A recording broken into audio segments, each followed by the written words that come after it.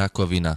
Slovo, ktoré evokuje v ľuďoch strach a obavy z nevyliečiteľnej choroby. Tá sa vyskytuje v mnohých podobách. Niekedy stačí tak málo ísť na preventívnu prehliadku. Lekári dokážu včas zistiť prítomnosť tohto nádorového ochorenia. 17. apríl je venovaný Dňu narcisov. Jedná sa o 13. ročník verejnej finančnej zbierky na pomoc pacientov postihnutých chorobou zvaná rakovina. V Rimavskej Sobote tiež ľudia prispievali. Mnohí preto, že to majú v rodine, iní zás prispeli symbolicky. Tento rok sa nám darí celkom dobre. Prispieva k tomu aj to, že euro a ľudia prispievajú vlastne drobnými mincami a tento rok je to vlastne väčšia hodnota. Aj tento rok sa do zbierky zapojili všetci, ktorým osud onkologických pacientov nie je ľahostajný. Prečo?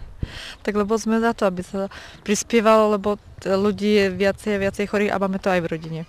Mal som manželku, ktorá na to zomrela. Takéto veci prispievam. Pokiaľ to zbierajú mladí ľudia a vidím, že myslím si, že sa to dostane do dobrých rúk, tak určite. Tak symbolicky sa tak patrí. Trošku. Dúfam, že to bude na správne účely. Marta Kanalová, televízia Gemerland.